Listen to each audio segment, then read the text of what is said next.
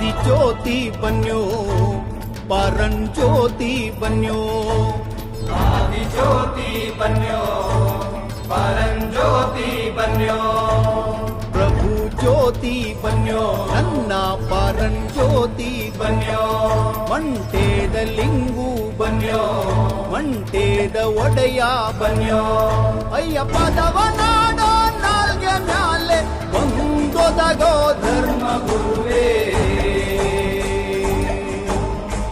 ಸಿದ್ದಯ್ಯ ಸ್ವಾಮಿ ಬನ್ನಿ ಮಂಟೇದ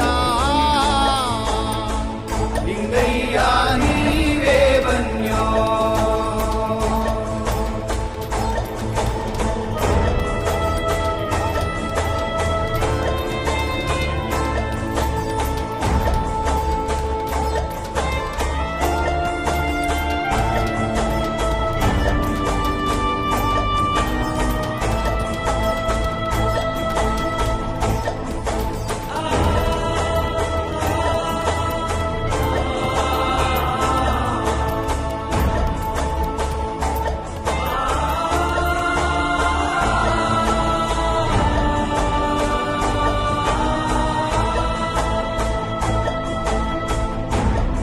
ಹನ್ನೆರಡು ಕಂಡುಗ ಅಂಗಿ ಸೊಪ್ಪ तरिसी ಆರು ಕಂಡುಗ हसी सुन्ना बेरसी ಅಯ್ಯ ಸಿದ್ಧಪಡಿಸಿದ ರಸವೋ ಅದು ನಾಗರಾಜನ ಇಸವೋ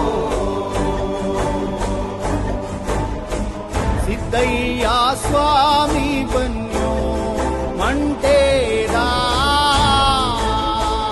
लिंगय्य नीवे बन्यो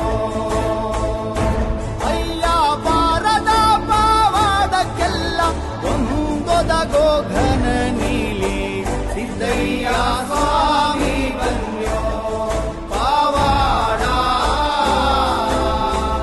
लिंगय्य नीवे बन्यो ವಿಶೇಷವೇನಪ್ಪ ಅಂದರೆ ಯಾವುದೇ ಸಂಕಲ್ಪಗಳನ್ನು ಮಾಡಿದ್ರೆ ಆ ಸಂಕಲ್ಪಗಳು ಈಡೇರತಕ್ಕಂಥದ್ದು ತುಂಬ ಶೀಘ್ರದಲ್ಲಿ ಇವತ್ತು ಉದಾಹರಣೆ ಪ್ರತಿ ಒಂದನೇ ಅಮಾವಾಸ್ಯೆಯಲ್ಲಿ ಅಭಿಷೇಕ ಇರ್ತದೆ. ಆ ಅಭಿಷೇಕದ ಮಾಡಿರ್ತಕ್ಕಂಥ ತೀರ್ಥ ಇವತ್ತು ದೋಷಗಳು ಅಂದರೆ ಮನೆಯಲ್ಲಿ ಅಡೆತಡೆಗಳಾಗಿರ್ತದೆ, ಸರ್ಪದೋಷ, ಈ ರಾಹುಕೇತುಗಳ ದೋಷ ಇಲ್ಲಿ ಬಂದು ನೀರು ಹಾಕೊಂಡ್ರೆ ಅವೆಲ್ಲವೂ ಕೂಡ ಪರಿಹಾರ ಆಗ್ತಾ ಇದೆ. ನಮ್ಮ ತಾವರೆಕೆರೆ ಗ್ರಾಮದ ಸಮಸ್ತ ಎಲ್ಲ ಕುಲ ಬಾಂಧವರು ಬಂದು ತುಂಬಾ ಶ್ರದ್ಧಾ ಭಕ್ತಿಯಿಂದ ಅನನ್ಯ ಭಾವದಿಂದ ಇವತ್ತು ಸೇವೆ ಮಾಡತಕ್ಕಂಥದ್ದನ್ನು ನಡೆಸಿಕೊಂಡು ಬಂದಿದ್ದಾರೆ. ಅದೇ ರೀತಿ ಹೋದ ಇದರಲ್ಲಿ ಆರಾಧನೆ ಆಯ್ತು, ತಾವು ಕೂಡ ಬಂದಿದ್ದೀರಾ.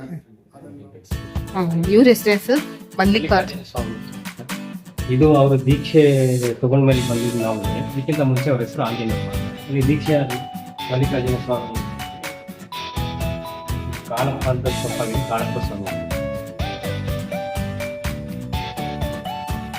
ಇದು ನಾನು ಹೇಳಿದ ಸ್ವಾಮೀಜಿ ಕಾಳಪ್ಪ ಸ್ವಾಮಿ ಪೂಜೆ ಮಾಡ್ತಾರೆ ಅಂತ ಫೋಟೋ. ಆಮೇಲೆ ಇತ್ತೀಚೆಗೆ ಬಂದಿದ್ದು ಇದು ತುಂಬಾ ಆಗುತ್ತೆ.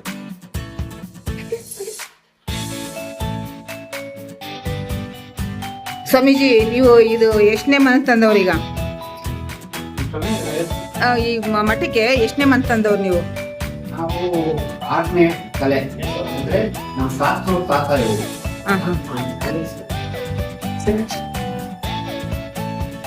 ಇಲ್ಲಿನ ಮಹಿಮೆ ಹೇಳಿ, ನಿಮ್ಮ ಗೊತ್ತಿರೋ ಅಂತದ್ದು ಮಹಿಮೆ ಹೇಳಿ. ನಾ ಇದು ಇವರು ಅಟಿಯೋಗಿಗಳು ಅಲ್ಲಿ ಒಳಗಡೆ ನೋಡೋದಿಲ್ಲ, ಅಲ್ಲೇ ಒಳಗಡೆ ಹೋಗಿ ಕುತ್ಕೊಂಡು ಅಟಿಯೋಗಿಗೆ ತಪ್ಪಿಕೊಂಡ್ರೆ ಅಲ್ಲಿ